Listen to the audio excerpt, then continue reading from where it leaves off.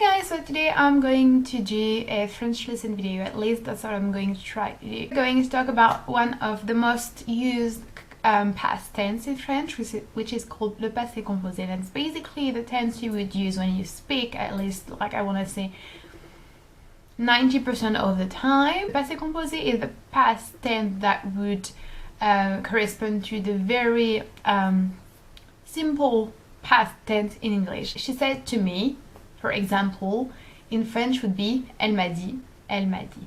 If you want to, like, for example, tell someone what you've done the last week or the last weekend, explain to someone what the discussion you had with someone else was about, or also explain or tell someone what you saw happening, like to describe a situation, to describe a movie or anything like that, you would basically use most of the time le passé composé. In French, le passé composé is basically very different from the very regular past tense in English, because you need two verbs or kind of verbs, two forms of verbs to form it. Être or avoir, être and avoir, and I made a video about those two verbs. And then you need the other verb. She said to me, elle m'a dit. A is for avoir and dit is for dire. So basically the meaning, the verb that's the most important is dit. A is just here to make it clear that it's a passé composé and a past tense. So you use être or avoir, to be and to have, in order to form le passé composé. There are 14 verbs for which you will use all of the time to be, and for all the other verbs you will use to have. So there is going to be a list right here, I think, of all the verbs that go with the verb être or to be. How do you create it? How do you form passé composé? It's pretty easy. You have to know the pronouns, and I also made a video about the pronouns. So you basically conjugate either to be or to have with the pronouns. So, and then you add the other verb, which gives the meaning. Let's stay with dire, for example. J'ai dit, tu as dit, il, elle a dit, nous avons dit, vous avez dit, il, elle ont dit. And if it's with the verb to be, let's take aller, which means to go. Go. Je suis allé, tu es allé, il, elle est allé, nous sommes allés, vous êtes allés, ils, elles sont allés. So now you might wonder, but why is it that the verb at the end is different? Why is it aller with an A, with an E and a little thing on top, and not ER? And why is it D and not dire? You don't really use the radical and the most regular and basic form of the verb, as you can probably tell. You use what we will call a participe passé. Pretty easy, don't worry, to form the participe passé, so don't get too anxious and too worried, guys. So for all the verbs that ends with ER, you drop the R and use the E with the little thing. For all the verbs that end with IR, you drop the R, and for all the verbs that end with OIR, OIR, you drop everything and you just put U. There are a few words that are a bit different. For example, faire would be fait. Fait. So if you have any doubt or questions, you can always Google it. As always, in French there are sometimes a few exceptions that might be difficult to understand at first, but you just have to, structure it and remember it. It's okay to make mistakes. Anyway, also have to remember that all verbs that are pronominal, I don't know if you say that in English. Like for example, in French, I washed myself. Like I washed, basically, is I washed myself. Donc, je me suis lavé.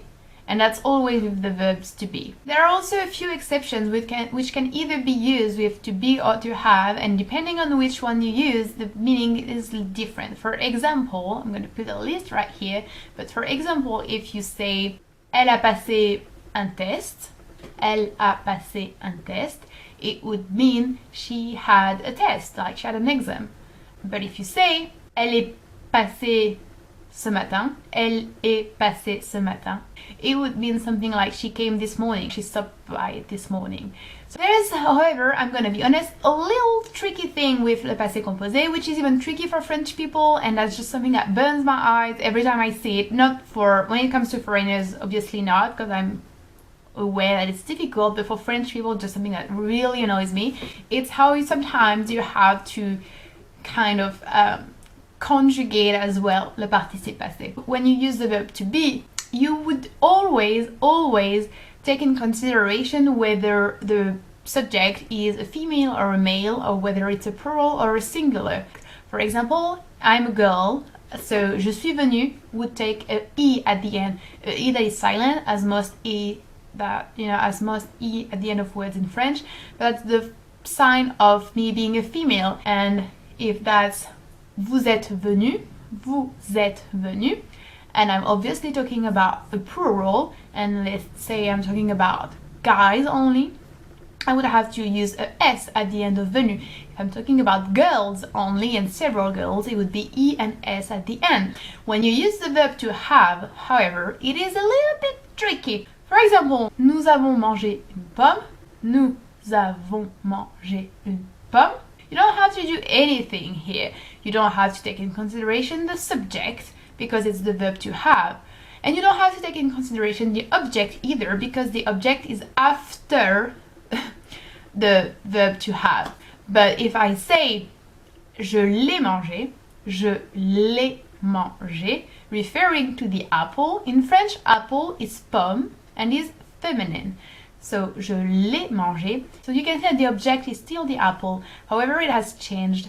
It's not like apple, pomme. Actually, it's L with the little thing. And it's before the verb to have. So, in that case, if the object is before the verb to have, you have to take in consideration whether it's a female or a plural.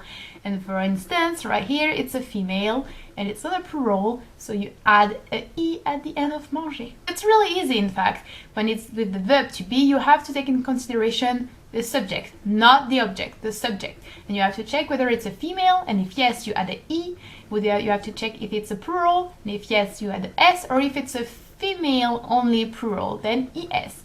When you use the verb to have, you always have to check whether the object is after, and in that case, you don't have to do anything. Yeah, but if it's before the verb, you just have to take in consideration whether the object is actually a female or a feminine thing and a plural. And all you have to know is how to conjugate the verb to be and the verb to have, which is pretty easy.